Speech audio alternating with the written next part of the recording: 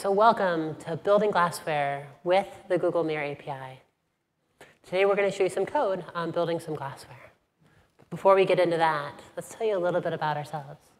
Hi everyone, my name is Alain Vongsouvanh. I'm a developer programs engineer on Glass, and this is... Hi, I'm Jenny Murphy. I'm also a developer programs engineer on Glass. So here's our menu for today. We're going to briefly touch on the guidelines so you know how to build some awesome glassware. We're going to cover this really briefly because it's a lot of the same information that Timothy covered early in his session. In fact, we assume a little bit of foreknowledge here. We assume you're familiar with Glass. Either you attended Timothy's session, or you have Glass on right now, or maybe you visited some of our partners in the Glass Sandbox earlier. But even if you haven't, just hang tight, take some notes, and make sure to follow up with that information, like seeing Timothy's video. Once we're done with that, we're going to go through the components of the Mirror API. These are the building blocks that you use to build glassware. We're going to go through each one and show you some code of using them in isolation. Once we're done with that, we're going to show you a couple of examples of how you can put them together to build some interesting glassware. We hope that this will give you the context that you can use to build your own glassware. All right, thank you, Jenny. Sounds really interesting. But before we dive into the code and learn how we can use the Mirror API to build glass services, or what we call glassware, we'd like to take a few moments to talk about guidelines. So keep in mind that the glassware you write tends to be used by a user. And with the technology being so close to the user, it's really important that the experience we provide is the best possible. That is why we design guidelines around those 4 points. I won't go into details into those because Timothy really did a great job explaining them. If you managed to attend his sessions, I bet many of you have, you should be good to go. If not, make sure to check his session when he's back online. And always keep those guidelines in mind when you are designing a glassware, building a glassware, and testing a glassware. Sounds good? All right. Okay, let's move on into the Mirror API, those building blocks I mentioned before.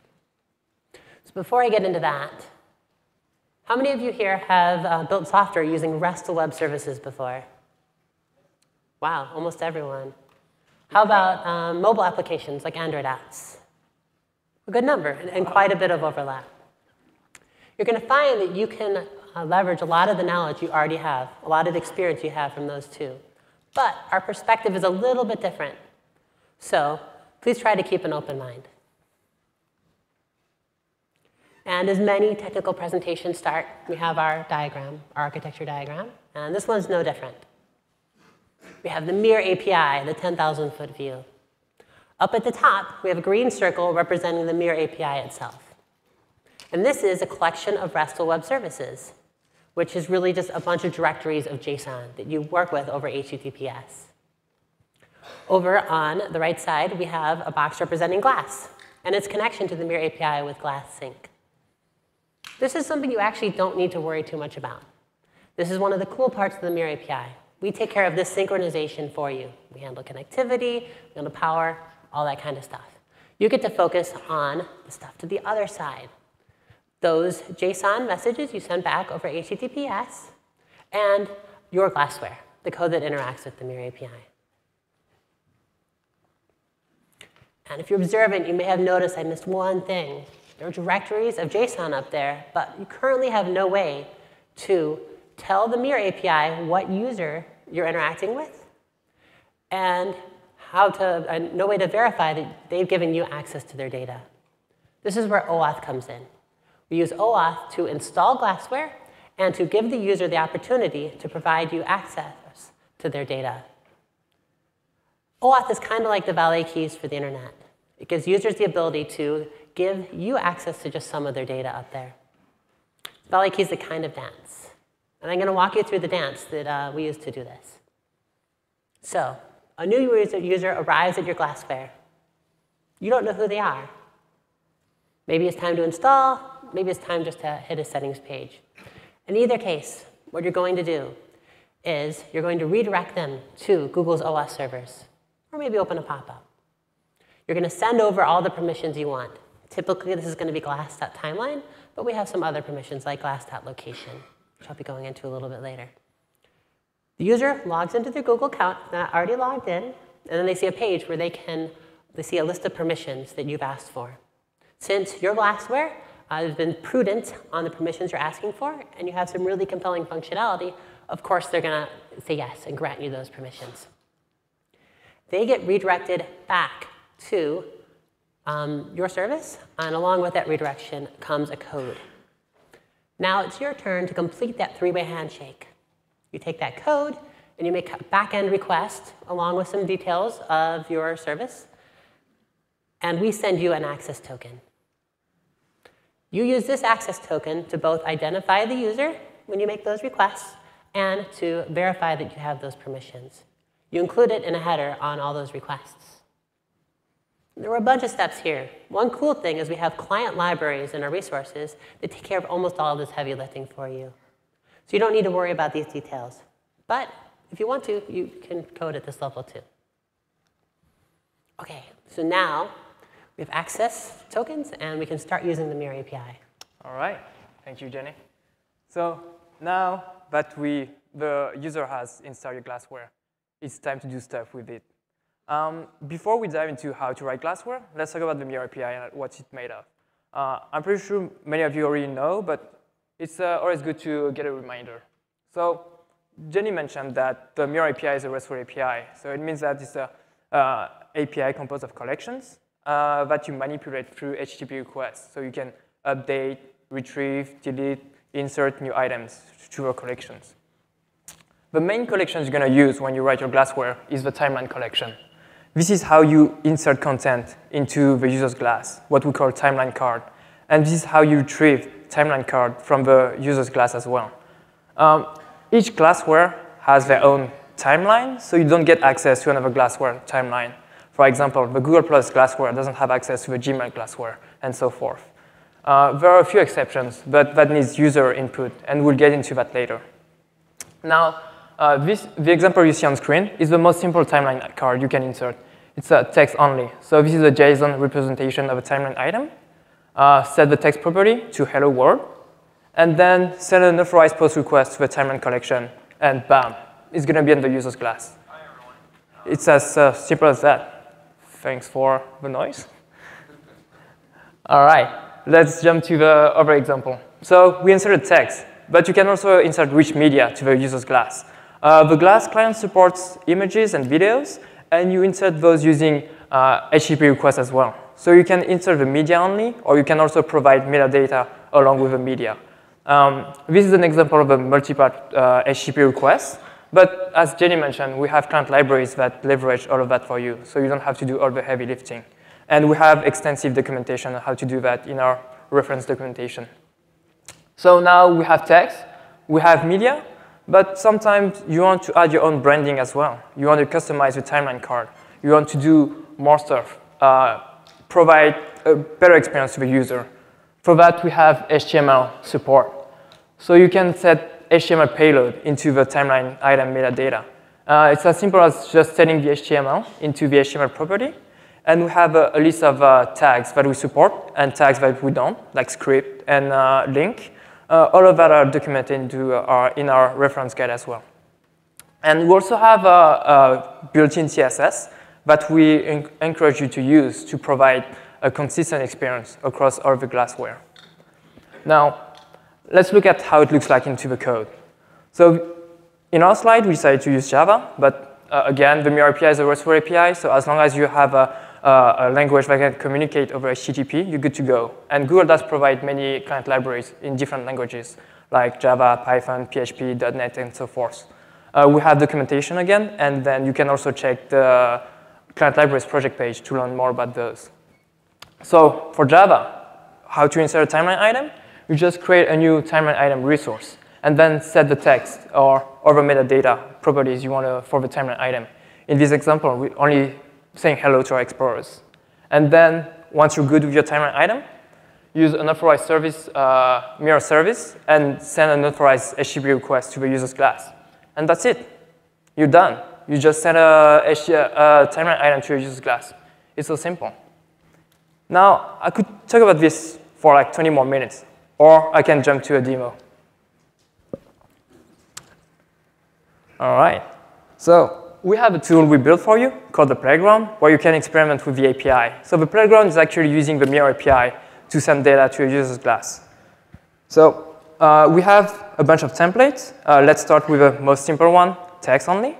So you can simply edit the text. Glass explorers are awesome. You can see on the right side of the screen the JSON representation. And then when you go to with the timeline item, just hit insert item. It's going to use the API, and then sending it to the user's glass. Now, let me go to my demo device with a cable hanging to it so I can show you what the screen looks like for me. Oh, there you go. Just now, I just received the item I just inserted. It's as simple as that. Cool. Now, let's jump back to the playground. We also have template support, HTML support, and we have built some templates for you so you can get started building your own. So use the one you like, do some modifications, like JFK, etc. Modify it. You have the JSON on the right side, or it's kind of complicated to modify the HTML from the JSON payload. So you can also just edit the HTML by clicking on the tab. And then when you're happy with your template, just push it into your glass, make sure it looks the same, copy the template over into your code, and you're good to go. Sounds good? Cool. Let's jump back to the slide. All right. So right now, we've been doing one-way interaction. We've been pushing content to a user glass. But the glass also lets users take action on the card you insert to the users. You do that by adding more information into a timeline item resource that we call menu items. There are two main categories of menu items. The built-in ones that usually leverage the glass client, like sharing, which will create a new item, more on that later. Get directions, that uses the glass GPS and enter the navigation mode to navigate to the location provided in the timeline item. And reply, that will use the microphone from glass to get text input from the user. There are many others built-in menu items that we have in our documentation. And then we also have custom menu items. This is what you use when you want to provide custom features to the user. For example, if you are a news agency and you're pushing news content to a user glass, you might want to provide a way for the user to save an article or to vote on an article. Glass doesn't know what to do with that, so you simply provide more information to us. You provide an ID, so you get to know when we push, when the user takes an action, you get to know which action the user took. And then when we push that to you, it's up to you to process the notification. And then you also need to provide more information to us, like the display name, because we don't know how to display your custom menu item, and an icon URL that will be displayed alongside the the display name. All right, now let's take a quick look at the code. So as I mentioned, adding a menu item is simply adding more property to the timeline resource. So again, we create a new timeline item resource, set the text, and then set a built-in menu item. In our case, we want to let the user be able to share this card with other Glassware. So you simply set the action to the menu item to share, and then add it to the list of menu items to the timeline resource. Add other properties, use the service object to push it to glass, and you're good to go. Now, let's take a quick look at custom menu items. So it's almost the same thing. Create a new timeline item, create a new menu item, set the action to custom, but now we need more information from you, so we know what to do. So you need to set the ID. So when the user takes the action, the API will push a notification back to you and let you know which action was taken by the user. And also, we need to know how to display the menu item. So simply provide a list of value with a display name that will be displayed when the user selects the list of menu items, and an icon that will be displayed alongside the display name. Add other properties, and then add the menu items to the timeline resource, and push it to glass, and you're good to go. All right, that's pretty simple, right? Cool. All right. Next collection. Next collection. Contacts. Here's a flow you're probably familiar with on Glass. Take a photo. In this case, a wonderful photo of Chipotle the cat. Of course, you want to share that with all your friends. So you tap, you share, and you share it with your friends on Google+. This is a flow of sharing that shares to contacts. In this case, the contact represents that circle on Google+. But contacts can represent other things too. Anything you might want to share to. Might represent an individual person. They might represent a group of people, like that circle. Or they can represent things that are a little bit more abstract, like a whole glassware or a feature within a glassware, like that. So let's look at the code that makes this possible. So we're going to create a contact resource. We're going to create an object. We're going to set an ID. This ID is passed back in the notification so that you can figure out which contact was tripped when an item was shared. That's how you do the correlation of the round trip. We're going to set some display properties. We're going to set a name and an icon. This is what shows up on your user's glass. And one property that's a little more sophisticated we're going to set, accept type. By default, contacts accept any kind of content on Glass. Any timeline item that has been marked shareable could be copied and shared. So this includes text timeline items, HTML, images, video. But sometimes the glassware may only want to process one kind of content. And in this case, on this example, we only want to process images. So we're only going to accept cards. And we specify that using a MIME content type. In this case, image/star, accept any type of image.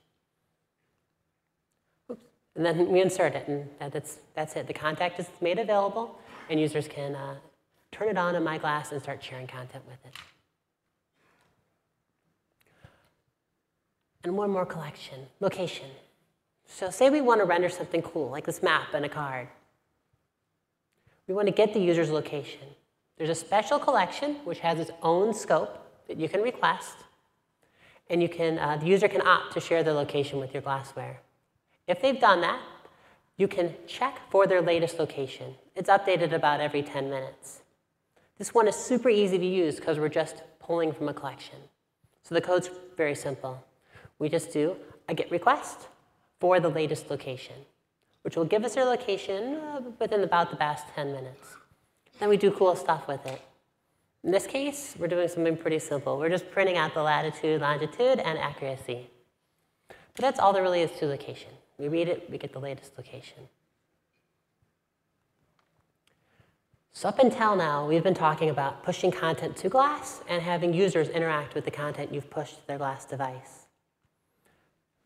But there's really no mechanism yet for that information to get from their Glass back to your glassware.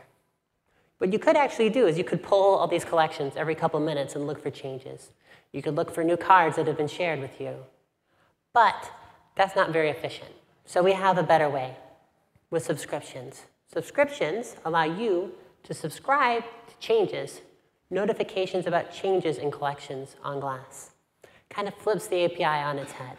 Instead of you posting JSON to the Mirror API will post JSON back to you. And here's some code that allows you to do it. This is code that captures kind of the first half of this. Subscribing to notifications. To subscribe to notifications, you insert an object into a collection called subscriptions. You specify the collection you want to monitor. There are a couple of options. In this case, you're subscribing to changes in the timeline collection. You specify a couple of identifiers. These are user-specific identifiers that are passed back in all of the notifications so that you can verify that this is a bona fide notification, a true notification, and you can identify the user that triggered that change. And of course, we need somewhere to send those notifications. So as part of the subscription, you specify a URL. And you'll want to use an HTTPS URL to keep things secure. Once you have all that together, you insert it. And after this point, any changes to the timeline collection will be sent back to your service. When the user takes action, or over time for the case of locations, you're going to be receiving these pingbacks to that URL. The structure looks a lot like the subscription we just inserted. Up at the top, we have the collection. On one side, we have the timeline. On another case, we have the locations. We have an identifier of the object that caused the change in notifications. If there's a shared item, this is going to be the ID of that card in the timeline. Same for a menu trigger. Another case, for locations on the other side, that's always going to be the same ID, because locations always surfaces the latest location. In both cases, in all notifications that come back, we're going to echo back to you the user token and the verified token so that you can verify the authenticity and the user who made that request. And in the case of timeline, we're also going to share some metadata. In this case, we're telling you up front from the notification that this is a share that triggered this. So you can write cleaner code that takes advantage of that. So let's take a look at the code for processing that notification. This code looks a little different than the code we've had up here before. Instead of doing an insert, we're responding to a request. Since we're talking Java today, we're going to use a servlet method. In this case, we're going to handle a post. So post comes on in. The notification is given to us in the request body. So the first thing we're going to do is pull that request body and parse the JSON. We're going to build an object. We're going to push it into a notification using Jackson. So then we can take action. First thing we're going to do is we're going to verify that data. We're going to find the user. We're going to verify the verified token to make sure everything's on the up and up. And then we're going to create a client object that allows us to make calls on their requests using their credentials that we got from that OAuth flow. And then the fun stuff starts. In this case, what we're doing is if it was a timeline notification, we're going to go fetch that timeline item, which will allow us to, we can inspect it, and then we can take action based on it. That's the flow you're going to use for most of your notifications coming in. And that's all the pieces of the Mirror API that you can use to build stuff.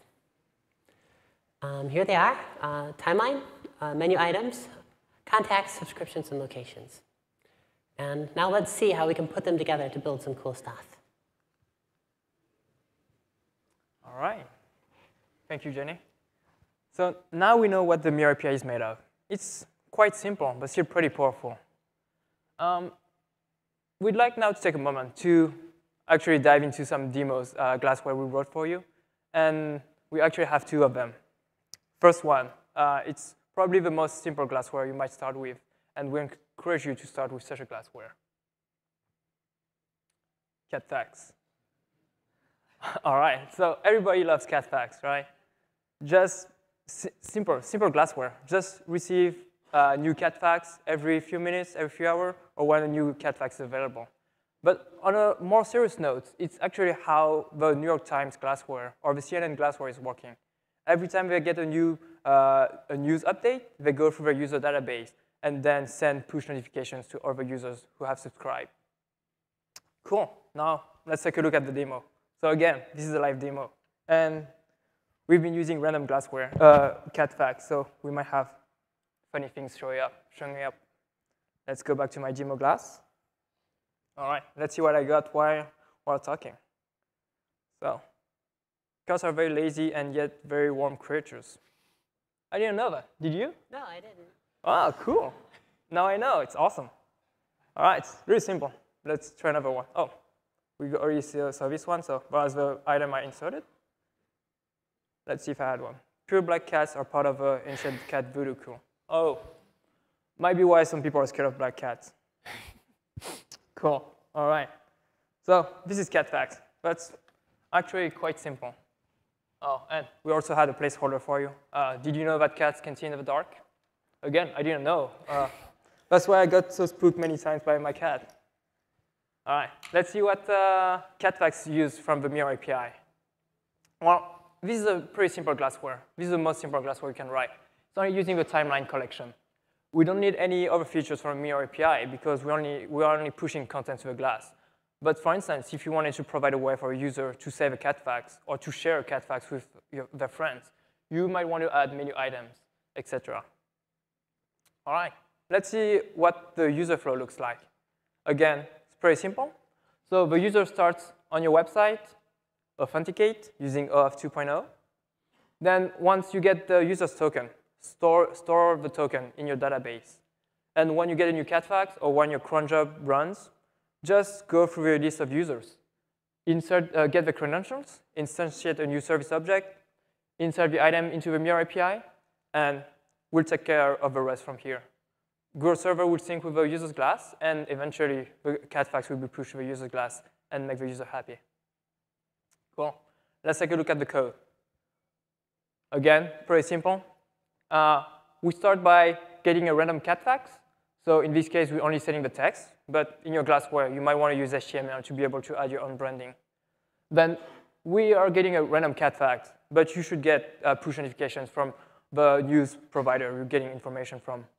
And then you go through all of your users in your database, get their credentials, build a mirror service. This is Java. It might change according to the language you're using. And then push the item to the user's class, to the user's timeline. Of course, always check for exceptions. Something bad might happen, and you want to catch that so you don't break the process for all the rest of the users. And then that's it. We just send all the catfax to other users.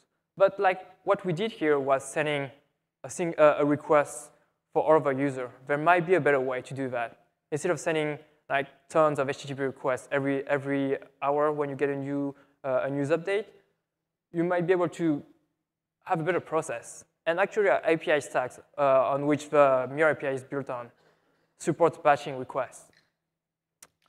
The way it works is that you simply build a multi-part HTTP request composed of sub-HTTP requests, and you send a single HTTP request for all the users. So all the client libraries might not support batch requests. You should check on the project page. The Java that we're using here does support batching requests.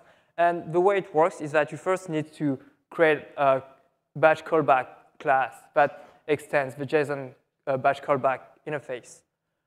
You need to implement two methods, on success and on failure. This is to keep track of which requests have failed or which requests have succeeded. In our case, we only keeping track of the numbers of requests. But in your case, you might want to keep a request and retry again. Or if a user had revoked your token, just remove the user from the database. Once you're done implementing your class, simply create a batch request from the mirror service. So this is unauthorized. You don't need to authorize a batch request.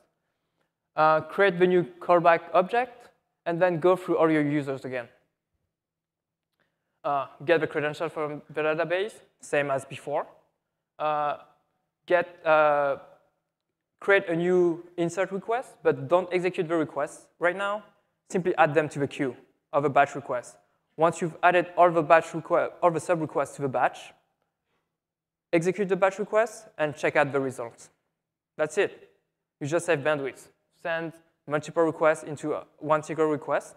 And with gzip encoding, you might actually save a lot of bandwidth and data. But batching requests doesn't save you quota, though. All right. This was really simple. Let's jump into another demo, but leverage the API more. Now we're going to show you another Glassware.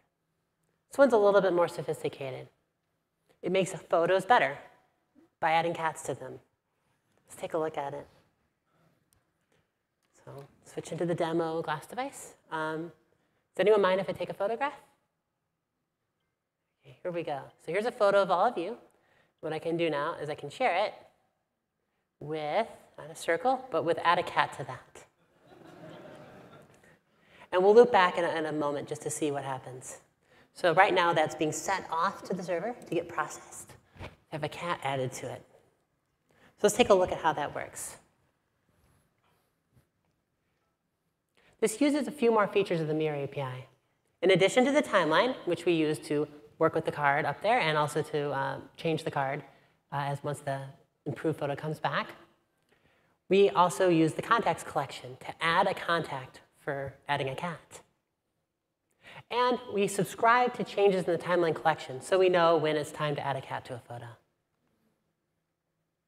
The flow of this Glassware has a couple different chunks. The first chunk is the bootstrap phase. This is a design pattern we see in a lot of Glassware, especially the more sophisticated ones. This gets executed whenever a user installs this Glassware. We do a few different things to kind of set them up. So it starts with the user authenticating for the first time.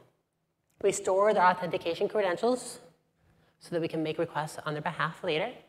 And we immediately do a couple things. We're going to insert that contact so they can share photos to our Glassware. And we're also going to insert the subscription to their changes in the timeline, so we know when they share a photo with us. Later, when our user is out and about running around taking pictures that could be a little bit better with the addition of a cat, we do our interesting stuff. They take the photo, they share it with us. That causes a notification to be sent to our Glassware. We fetch the bytes of the photo, take those bytes and composite them with the pictures of a cat, making it better. Then we go back to their timeline and find the card that was created when they shared that and replace the image with our improved image. Oh, let's take a look. It's already back. And here's that photo improved.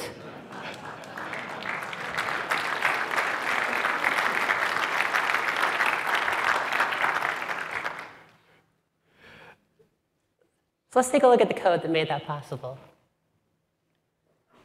First, we're going to go through that bootstrap phase again. This code will look really familiar because we're just using the basic features of those two different collections. First, we're adding that contact. We're giving it a name, we're setting display properties and an ID so we can correlate it later. And we're setting an accept type. Our software can make any image better. But we could have made it more narrow. For example, if we only wanted to process JPEGs, we could have said image/JPEG here. And then we insert it. We're also subscribing to notifications on the timeline collection. This is pretty much the same code we saw before. We're setting an endpoint, HTTPS, setting tokens, and subscribing. Once the bootstrap phase is complete, then we are ready to start handling those notifications as they come in from photos being shared. Pretty similar to last time, we're using Jackson to parse those notifications as they come in. We're verifying the notification. We're inspecting that token and making sure everything looks clean. Fetching the user, creating a client so that we can make requests and manipulate their timeline item. And then we call the add a cat to that function to add a cat to that timeline item. Let's dig into there. First thing we do up here is we get the timeline item that was impacted. This is a copy of the original photo that we took that is accessible to our Glassware so that we can make changes in place.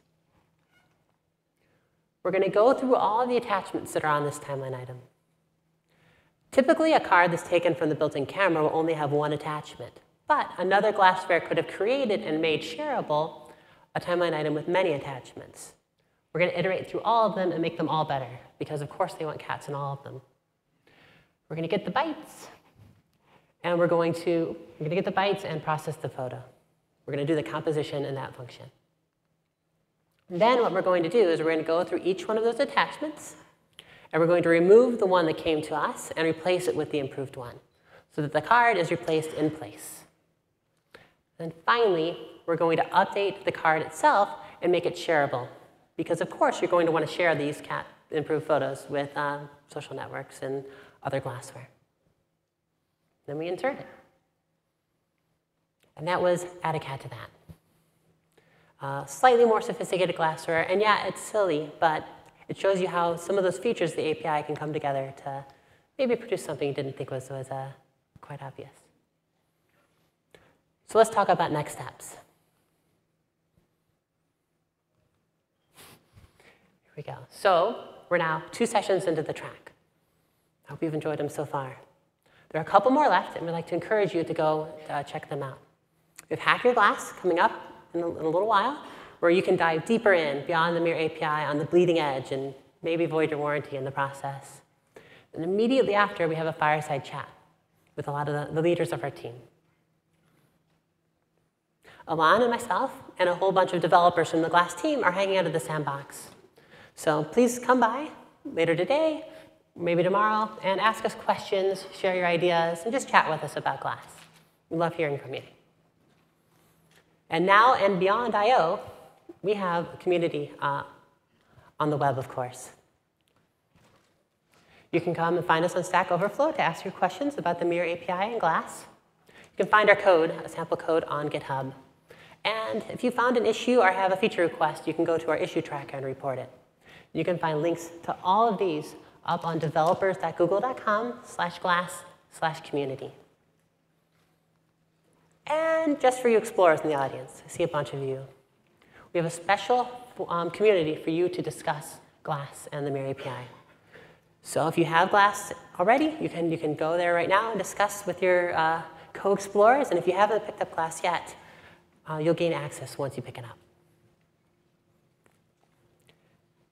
And that's it. Now we have a few minutes for questions now. Thank you for listening to us. And so if you'd like to come up to the microphone to ask questions, please do. And after that, we're going to be in the sandbox. So if you have questions we don't have time to answer, come ask me here.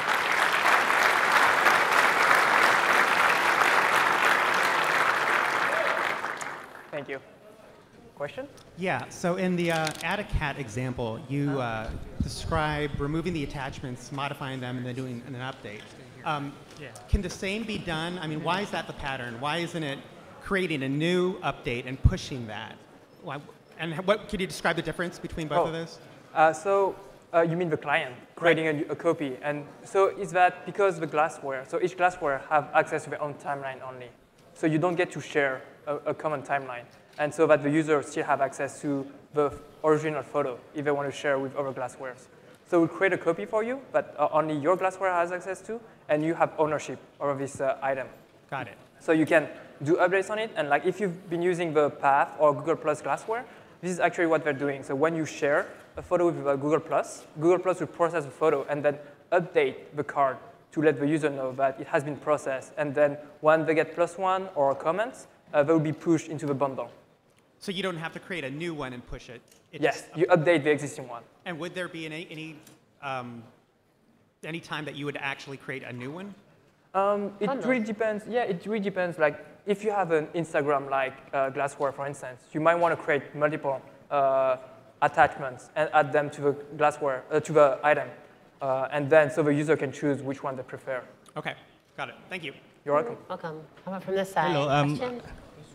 Yeah, I'm Patipat from Thailand. I'm wondering that if it support international language, for example, like Thai language or any Asian language for display the timeline. So it's the timeline items themselves are UTF-8, and you can actually see from some of our previous demos when we do translation. Yeah. We're actually putting character sets from other languages in there. Okay. So they should work, and if you encounter a situation where they don't, please let us know. Yeah. How can I know that it doesn't work? Sorry? Yeah, I'm wondering if it works, and yeah, as well as like I saw in the last session there is a read around menu, yeah, and it's work for like non-English language too. Yeah, it's actually one of the really cool features of Glass is you can Google for a translation. Okay. So I can ask it how to say something in another language, and it reads it to me in that language too. Okay, cool. Thank you. Which is pretty neat. Yeah. Hey. Hi, Billy Lowe from Toronto. Specifically around the OAuth integration, it's not quite clear how the Glass Mirror API handles the OAuth refresh of the token.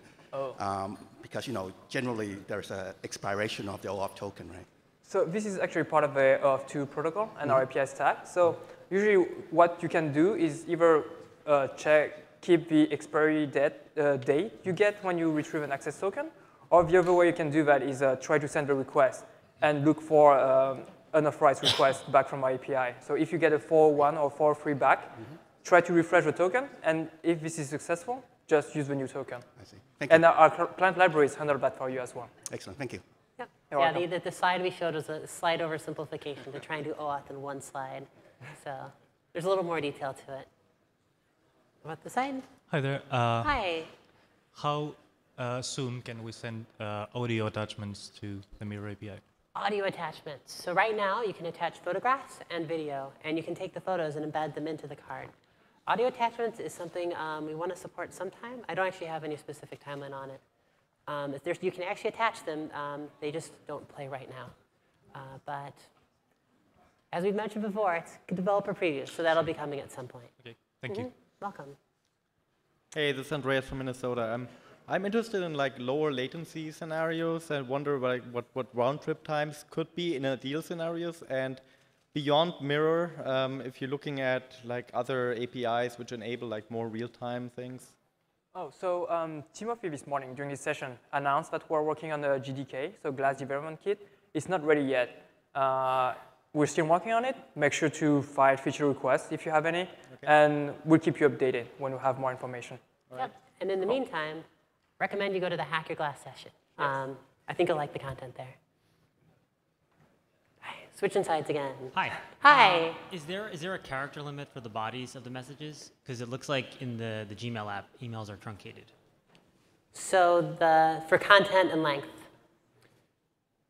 So you can fit about 7 lines comfortably, but they're variable with fonts.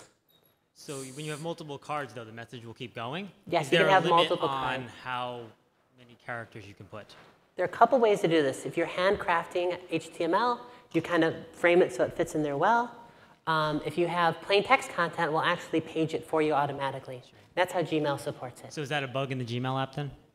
If you have a long email, it truncates the message, and you can't read the full email on Glass. You can't read the full email. It should be showing you the full email. So if you can show that to me, swing back by the sandbox and we'll take a peek. Thanks. Right, so I think we have time for one more quick one.